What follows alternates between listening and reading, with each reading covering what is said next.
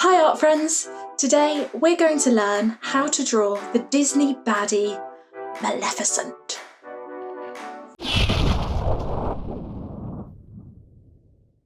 She still absolutely terrifies me. So, first of all, we're going to draw the eyes. Her eyes are a little bit like squashed lemons. I've done them a little bit too small, so you might like to do them a bit bigger. I've then done a little upward curve for the beginning of her pupil, and we will work on that a little bit more later. Now I'm just thickening the upper eyelash into quite a thick curve.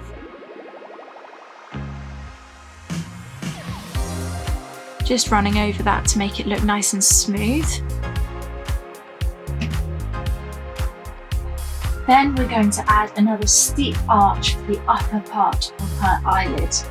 This actually has the effect of making her eyes look quite narrow and reminiscent of a snake. I'm just thickening up some of these lines. You go over what you need to make yours look good.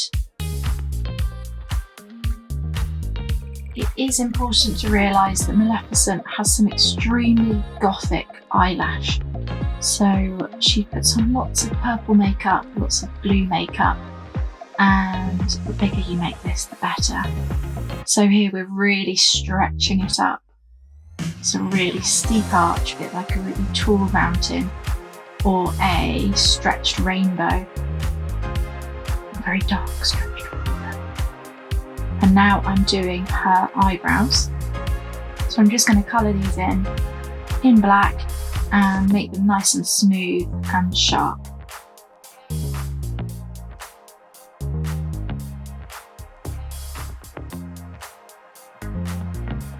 I won't speed through this just to give you time to colour your eyebrow into.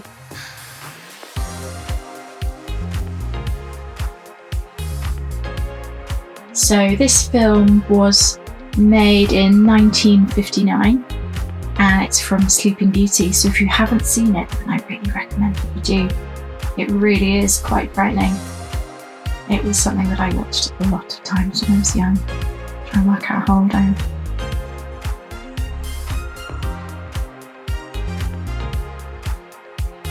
Now I'm moving on to the second eye.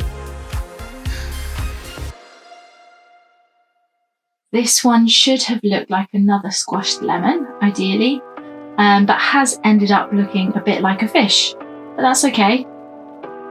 It is positioned slightly higher up than the other eye to give her a sense of perspective, to give her a sense of her head slightly being turned.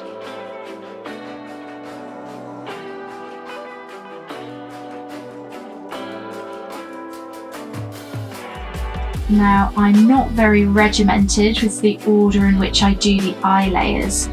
Here I'm going to dive straight in with her very tall eyebrow.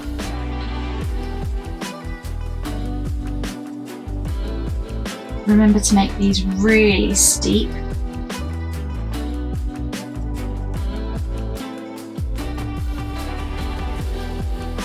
Then I'm going to come back down and do her steep eyelid. As you draw the outside of the face, you'll begin to see her face take some shape. Let the evilness creep in. She has a really, really long, sharp nose. So we're going to measure up that and bring it from the eyebrow. You don't need to add much nostril, just a little line will be fine.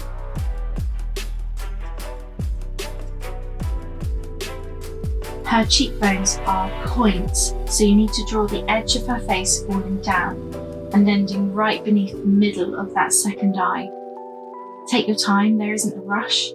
Try to measure it up before you do it.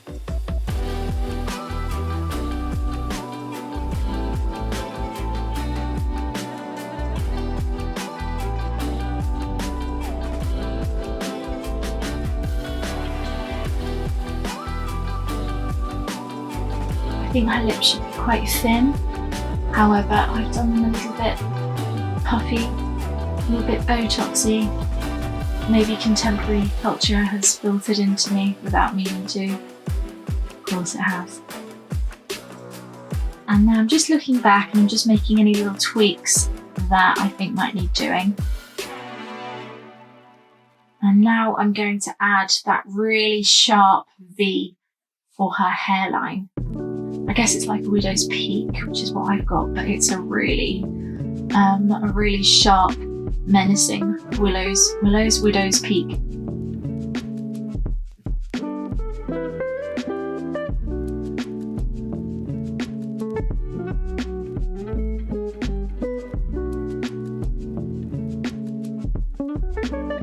So now I'm just going to colour that in with my black pen. You might like to use something else to colour it in because it does take a while if you've got a skinny little black pen.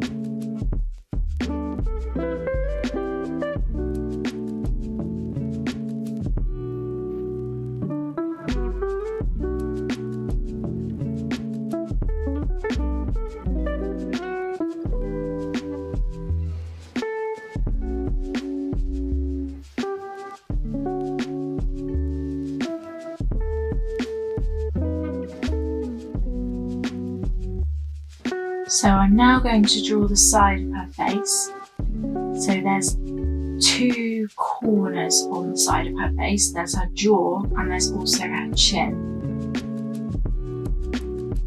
They're both quite gentle. I've actually made an error in making her face a little bit too broad. The broader she looks, she's potentially going to start looking a bit friendly, which is what you do not want. She has a very long reptilian face. So if you made the same mistake as me, you could just slim her face down.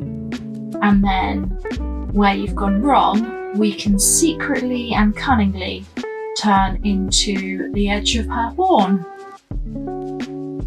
So I'm just colouring that error in, and then I'm going to transfer that into her horn. Now, due to the size of the A4 paper I'm drawing on, I can't fully extend her horn, but with a bit of luck, your paper might be a better size than mine. I'll leave you to try and work that one out. So you need to try and give the illusion of this horn going back in space, rather than just towards the left-hand side. So that's not hugely easy.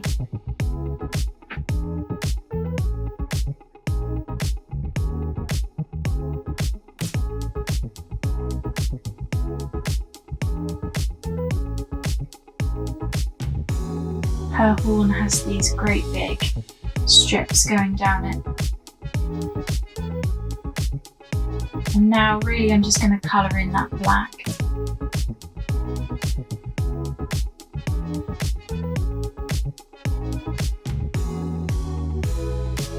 And here's where you can pretend that you never made a mistake, if you're like me.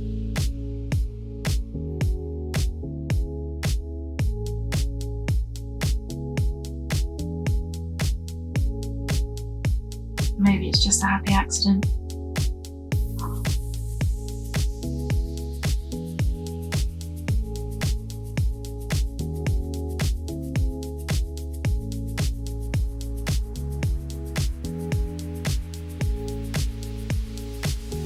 So now I'm just mapping out where her neck is. Remember, her neck's going to also be quite thin because she is a slim woman. Slim/thin / scrawny and evil.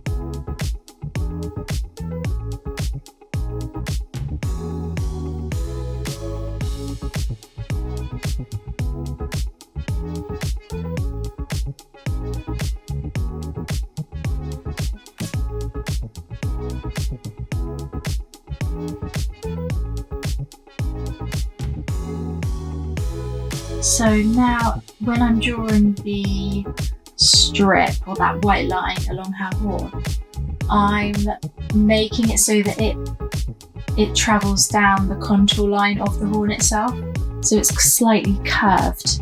So if you imagine that was in 3D right next to you, that's the kind of curve it would follow. So you're trying to imagine what it would be like if it was right next to you. And then as you're colouring in, you might like to use lines going in that direction as well. So I'm not entirely doing that here, but a little bit, where the main lines of travel are along the contour lines, so along the shape of the horn itself. And that will help give the illusion of depth. I think I could do it better next time. As always, I'll do it better next time. I don't mind the fact it looks a little bit hand-drawn, so I'm not going to make it perfectly black. Quite like it looking a tiny bit scrappy. And this might take a little bit of time, but just take your time over it, enjoy it.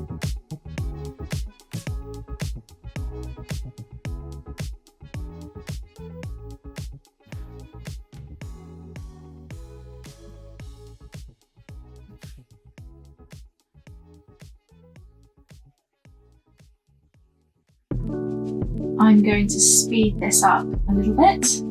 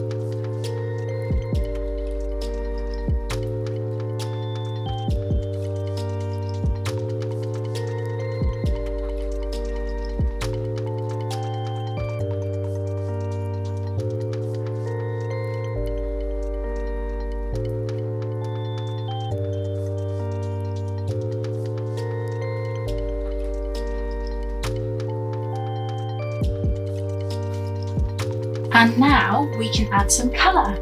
So I'm going to start with some blue and slowly layer up the shades of her face to give her a real sense of depth.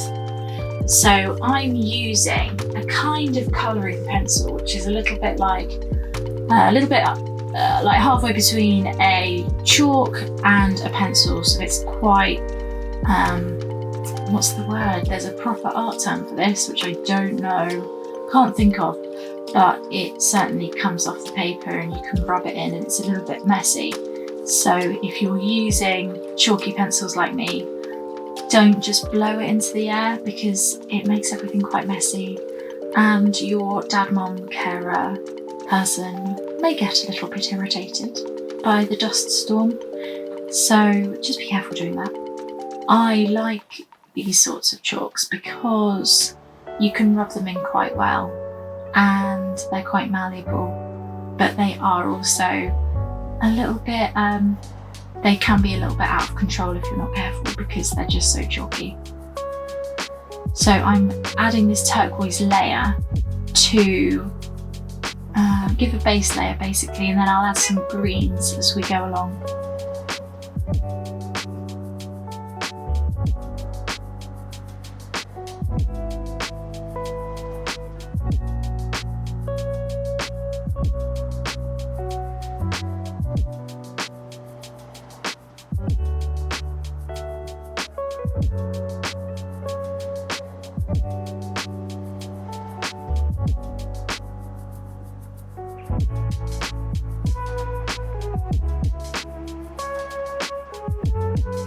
And now I'm going to layer over that with some green, a really nice olive greeny colour. And because I'm using the really nice chalky Conte pencils, I'll be able to mix these together quite easily once I've done the second layer. So as you can see, you've got those bits of chalk just beginning to build up. They are a bit annoying, but you can just ignore them for now. Maybe you're just using pencils. You can let me know.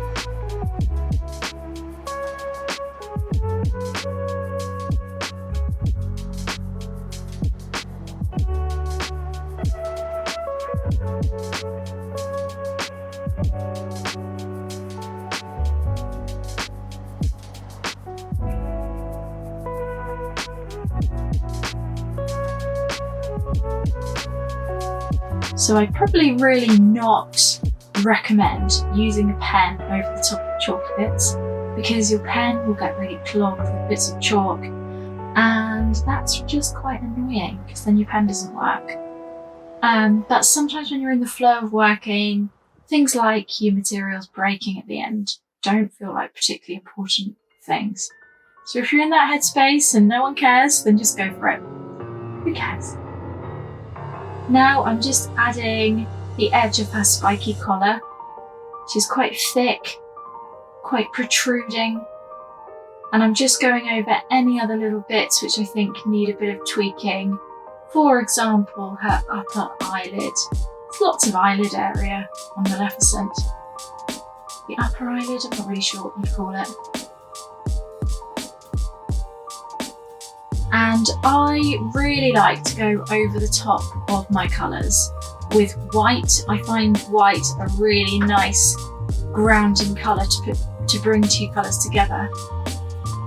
And it also allows you to add a little bit of highlight to certain areas. So for example, underneath her eye, you could add a little bit extra white. You can just experiment where you think a little bit of extra white might be needed, maybe at the edges to give a bit of a 3D effect. The white really does mix the other two colours together. I find it such a useful colour to use.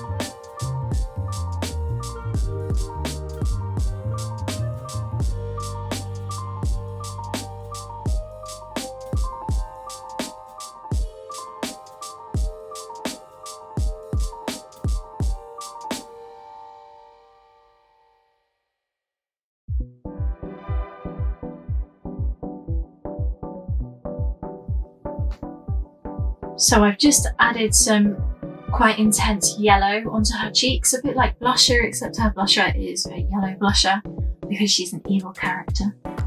And now I'm going to add some blue to make her look maybe a weeny bit tired, but also make her look a bit goth as well. So she's got some blue kind of eye bag shadow thing going on there. And I've also got this really, you know what, I don't know what it's called, but it's this kind of funny white squishy thing, which is, it's like a smudger. And it's really useful. So I'm now just going over all of my face, just smudging in all the colours so that they all become one. And if you use lots of different colours that are kind of closely correlated for skin tones, then you get a little bit more depth in your skin tones. So it's a really good idea to use different shades. So we've got blues and greens and yellows, and she looks a bit spooky. I'm pleased with that.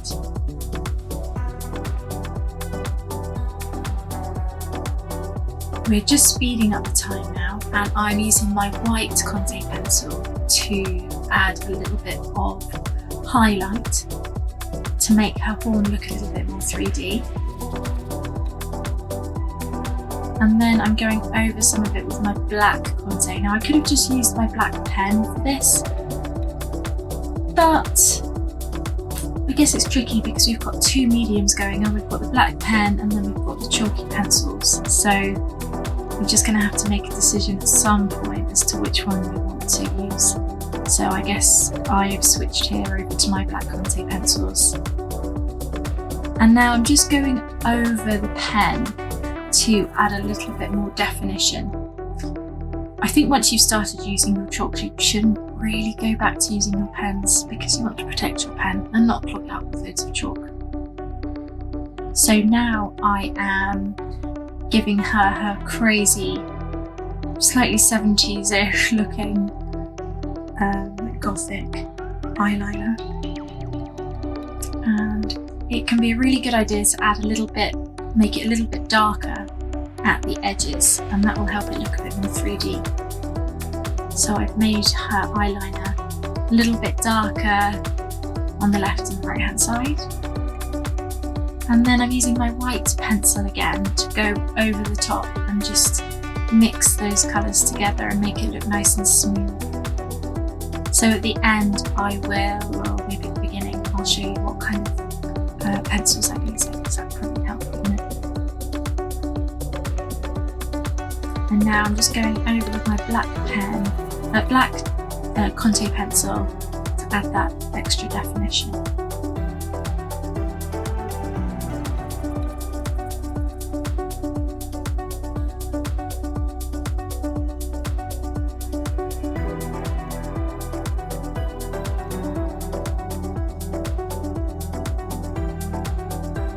I'm adding in her bright red lips.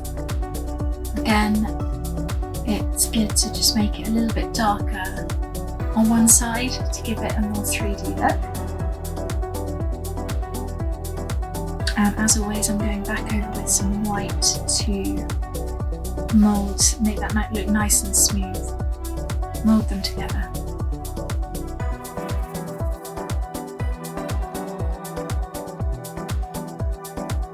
If you're also using Conte pencils, or you're also using chalks, you may have the temptation to keep blowing on your work to get rid of all of the bits of dust. But I would urge you not to, because for one, it can obviously just spread across your work and not look very good. But also it makes a mess and it clogs up the carpet and it's not very nice. So don't do that.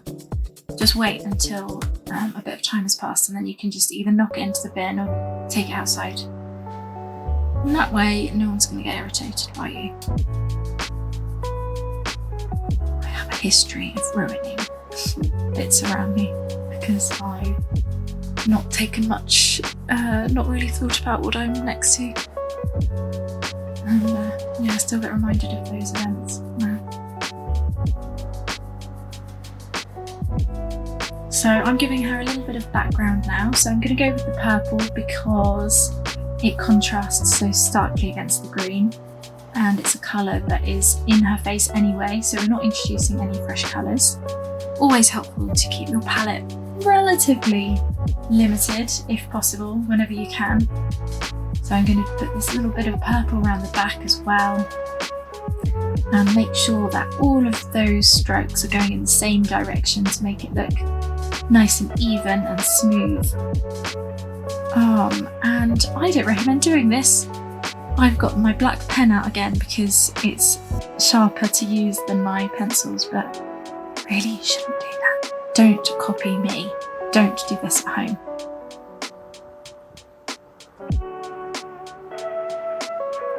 So we really are just coming to the end now and just adding in those final little tweaks.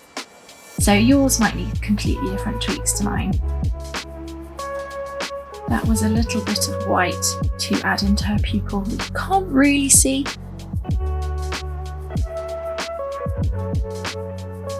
But the white in the pupil does show that 3D, that glistening effect, which can be really good. My hand is going so fast. And here we have the finished Maleficent. So if you are curious about the kind of pencils that I was using, I can tell you that they're officially called pastel pencils, and the brand that I was using was Conte à Paris. However, I believe there are other brands. I know that Conte is really good, and I am a big fan of buying really good quality art materials that last a long time. They are more expensive, but if you're going to use them a lot, then I think they're worth it. So here's a picture of them.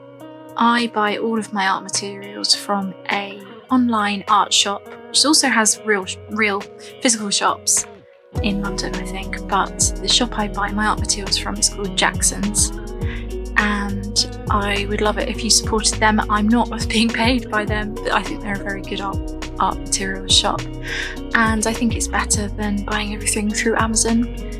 So definitely go to little online independent retailers if you can.